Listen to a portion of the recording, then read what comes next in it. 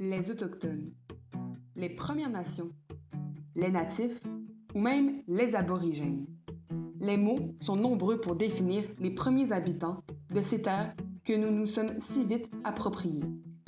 Mais nos connaissances sur ces peuples sont-elles aussi grandes que nous le pensons? Avons-nous en tête des faits véridiques sur les êtres qu'ils sont, ou notre savoir ne comporte que préjugés et ignorance? Sur les 104 633 Autochtones résidant au Québec, près du 3/4 vivent dans des lieux bien connus de nom, mais où peu y ont déjà mis les pieds. Les réserves. Pour lever le voile de mystère sur ce peuple, j'ai décidé d'aller à la rencontre des jeunes Autochtones vivant dans une réserve.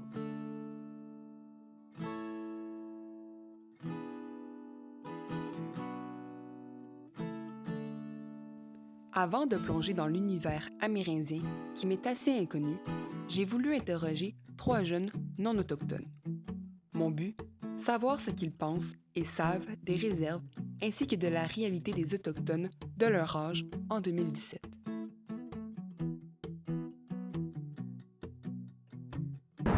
Théo, 17 ans. Mon nom, c'est Marguerite Lamotte, puis j'ai 17 ans.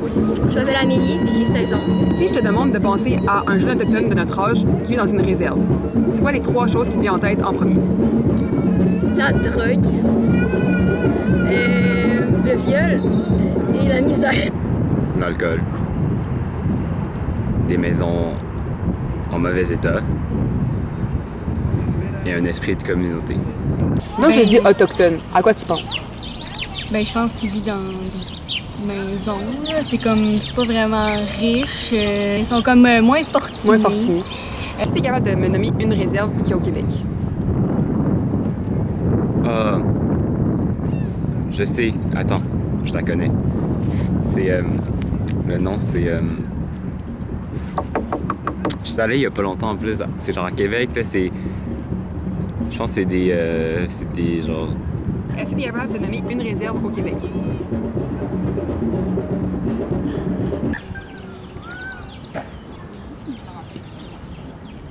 C'est. Voyons, c'est quoi?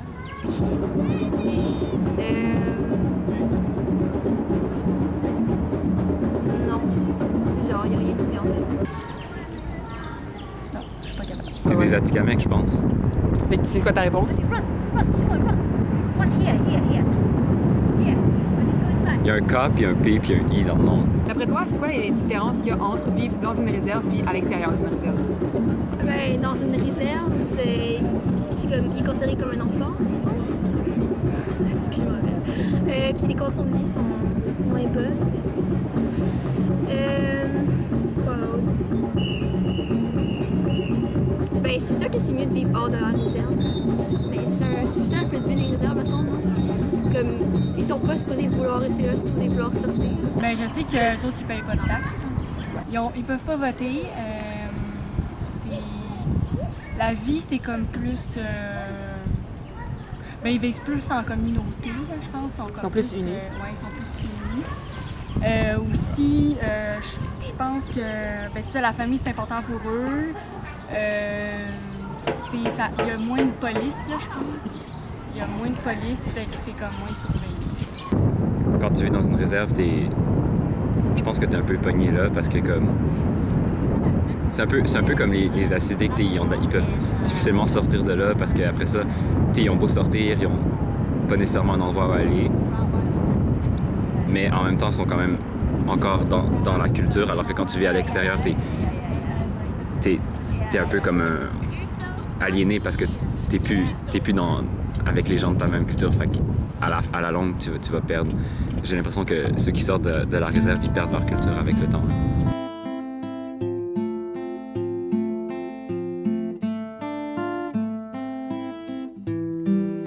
Plusieurs éléments ont ressorti lors de mon entretien avec Théo, Marguerite et Amélie. Nous verrons sous peu s'il s'agit d'éléments non fondés ou d'une réalité.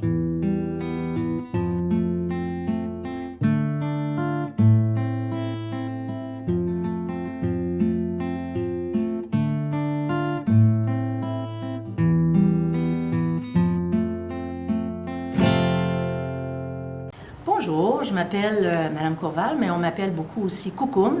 Koukoum, c'est un mot algonquien qui signifie, qui désigne les femmes âgées dans les communautés algonquiennes qui partagent leurs connaissances avec les plus jeunes. Alors, comme je suis âgée et que je suis enseignante et que je suis très proche de la question amérindienne, ben, je trouvais que ça m'allait bien. Oublions les « je pense » et les « selon moi ». Attardons-nous maintenant à l'origine des réserves et de faits historiques. En quelles années ont-elles été créées? Pour quelles raisons? Quels ont été les privilèges accordés aux Autochtones et quels droits leur ont été enlevés? Pour répondre à tous ces questionnements, j'ai rencontré Mme Courval, professeure d'histoire en secondaire 3 au Collège du Rocher Saint-Lambert.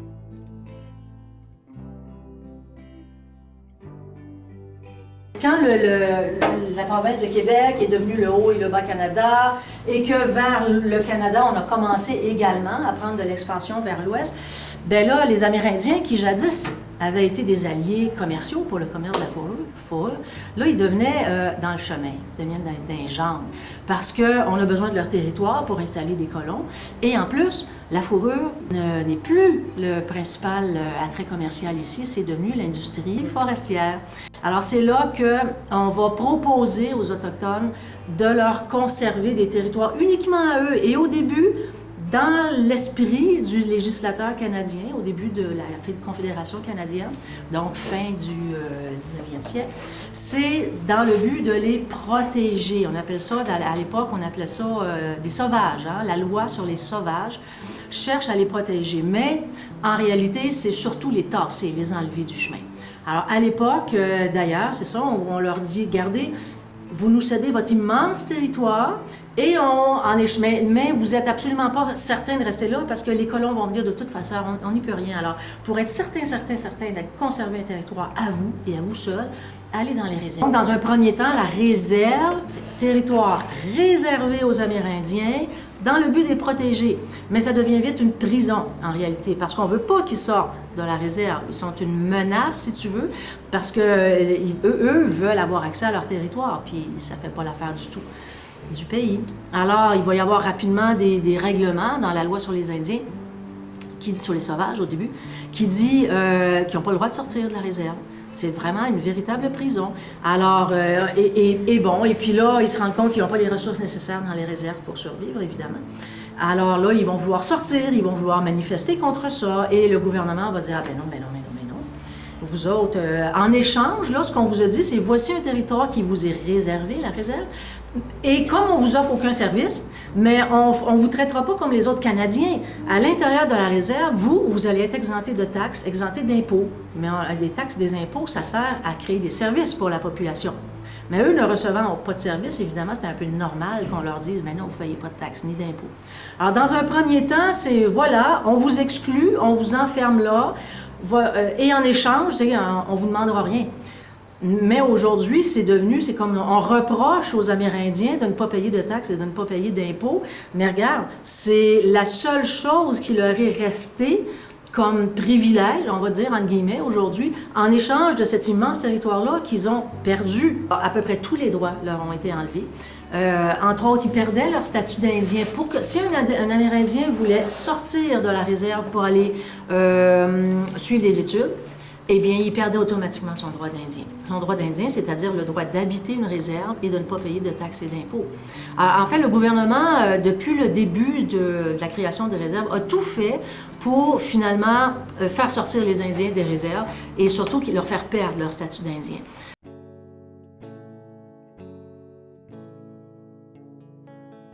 Pour bien sentir le milieu de vie des Autochtones, j'ai décidé de me rendre sur le terrain, une réserve.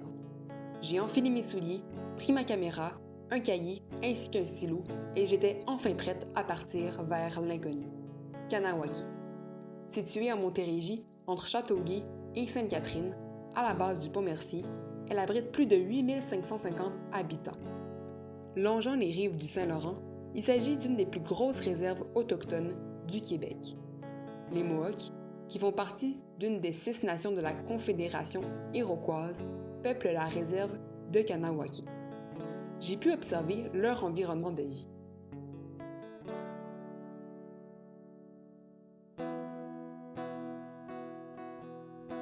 Je confirme donc que oui, il y a beaucoup de vendeurs de cigarettes dans les réserves. Les dépanneurs et les petites cabanes smoke shop sont nombreuses et populaires dû au prix très bas auquel il est vendu, sans taxes, et également parce que les vendeurs ne gardent pas souvent les acheteurs.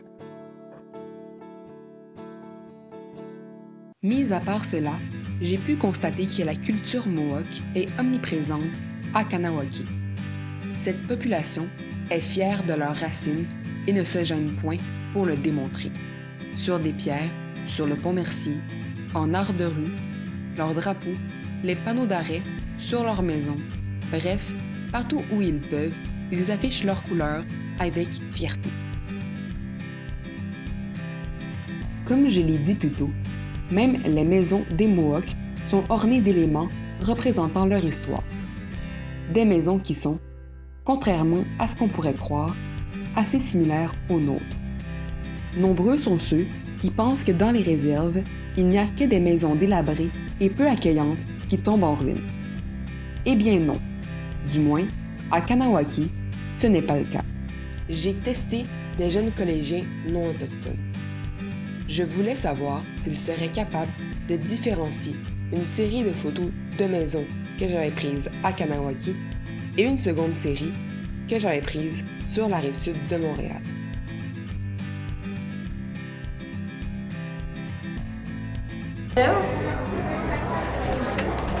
Pourquoi français?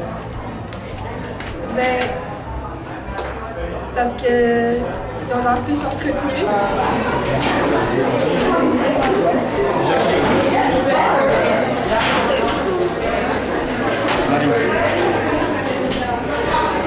Je dis que ça c'est la rive sud, ça c'est la réserve autochtone. Pourquoi? Je sais pas. Quand je pense à réserve autochtone, c'est pas aussi fancy que ça. C'est pour ça que je dis que c'est la rive sud. Je pense que c'est la réserve, genre. Moi j'ai un gars, celle-ci, c'est rive sud. Puis celle-ci, réserve. Donc une réserve normale? Eh bien c'est faux! Non, quoi? J'ai constaté que 5 personnes sur 6 pensaient que les simples maisons que j'avais photographiées sur la rive sud avaient été prises dans une réserve.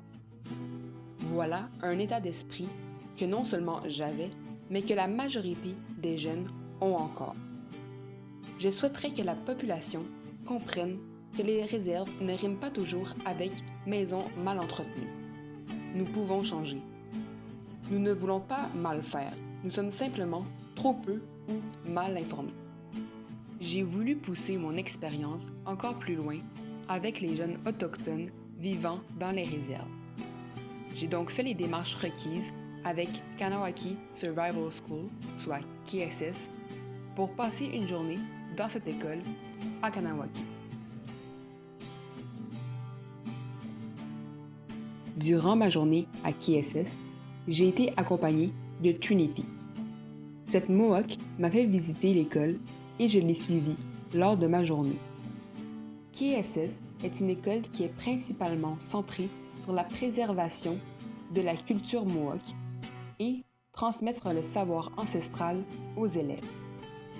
Cette école comporte une centaine d'élèves et tous se connaissent, élèves ainsi que les professeurs. Durant l'avant-midi où j'étais présente, il y avait une conférence sur la confection de wampum et de l'habillement d'autrefois. La tradition orale des ancêtres n'est plus vraiment présente, donc certains jeunes autochtones n'en savent que très peu sur leurs origines. Grâce aux conférences, aux cours de langue autochtone et ateliers de leur culture, ils peuvent renouer avec leur passé. Trinity est une des rares élèves qui sait bien s'exprimer en français. Malgré le fait qu'il y ait des cours de français obligatoires à KSS, les élèves ne savent généralement parler que l'anglais. Trinity est allée à une école à Montréal, mais est revenue à KSS. J'ai eu la chance de l'interviewer.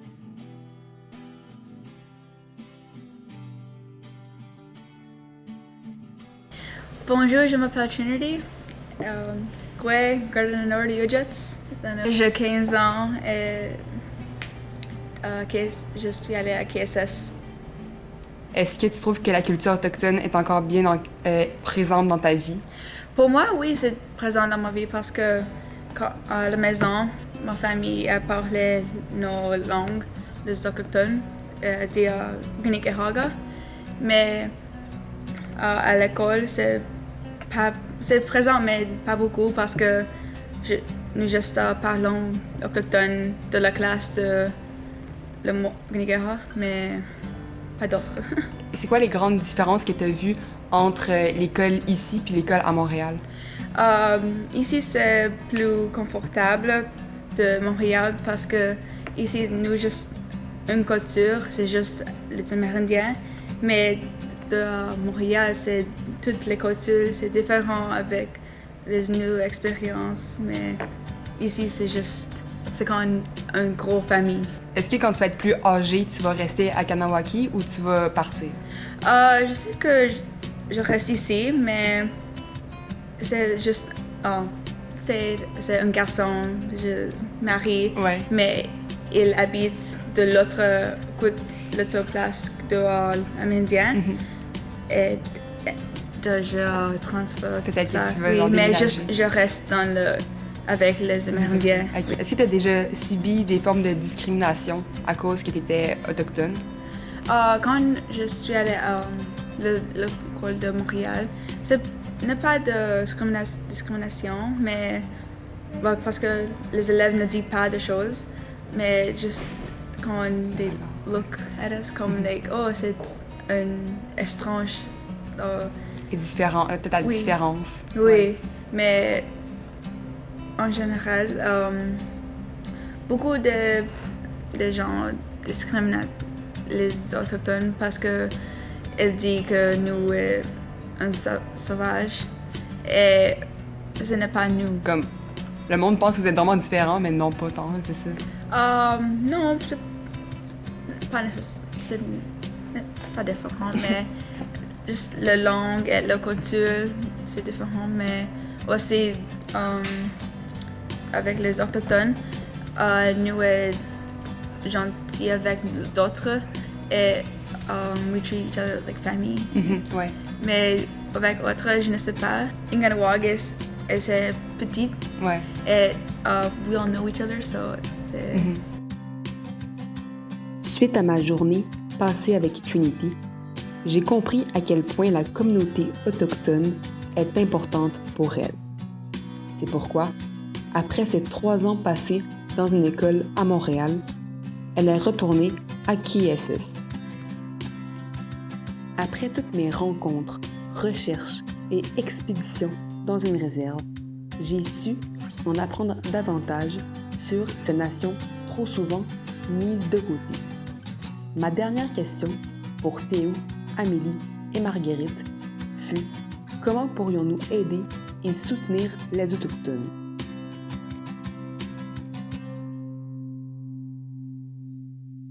Améliorer l'état de la réserve. C'est le gouvernement qui s'en occupe, c'est des subventions. Moi, je pense que si je prends par exemple mon prof de secondaire 3, il a enseigné là-bas. Et quand il allait enseigner là-bas, il savait que la plupart du temps, il venait pas en classe. Donc pour les attirer en classe, il apportait de la bouffe pour qu'ils mangent. Puis il s'arrangeait pour pas qu'ils consomment de la drogue en classe, puis il essayait genre de leur enseigner des choses. Mais c'était vraiment dur. Fait qu'on pourrait faire ça, on pourrait comme genre les profs qui sont prêts, on pourrait les motiver pour y aller, puis comme essayer de leur donner une meilleure éducation pour qu'ils puissent s'en sortir. Mais on peut aussi, mais ça marcherait pas vraiment, mais faire genre des campagnes de sensibilisation. Je pense qu'on pourrait faire des programmes pour les aider, on pourrait faire la police, faire aussi... Plus de police? Oui, plus de police pour les protéger, parce que protéger aussi les femmes, parce que c'est ça. Parce que les femmes, si tu m'entends dire que vu que c'était fermé, genre ils allaient pas dire qu'il se passait des trucs dans leur vie. Je pense qu'il faudrait mettre plus d'encadrement à l'école pour pas qu'ils lâchent l'école. Puis aussi peut-être donner de l'argent à nos familles. Finalement, N'oublions pas les grands modèles autochtones au Québec. Stanley Volant, chirurgien Innu de la communauté autochtone de Pessamit. En 1994, il est le premier autochtone québécois à devenir chirurgien. Il a aussi obtenu la plus haute distinction remise par le gouvernement du Québec. Il a été nommé Chevalier de l'Ordre national du Québec en 2014. Il y a également Roméo Saganache, un avocat, négociateur et homme politique, membre de la nation Cri. Sa fille, Maïté Labrec Saganache, est elle aussi un modèle à suivre. Cette jeune femme revendique haut et fort les droits autochtones. Finalement, mon coup de cœur, le chanteur Mathieu Vachon. Innu de Maliotenam, il dénonce les injustices auxquelles les Autochtones font face dans ses chansons. Manger la bouffe que je m'étais faite livrer. Astique, c'est pas facile d'être un Indien dans ta ville. Je m'en viens de plus en plus gras. J'aurais donc dû rester dans le bois. Que vous soyez un autochtone au secondaire et rêvez d'être médecin, avocat, chanteur ou militant, ne laissez pas la société vous mettre des bâtons dans les roues. Si vous voulez quelque chose, vous pouvez l'obtenir. Il suffit de foncer.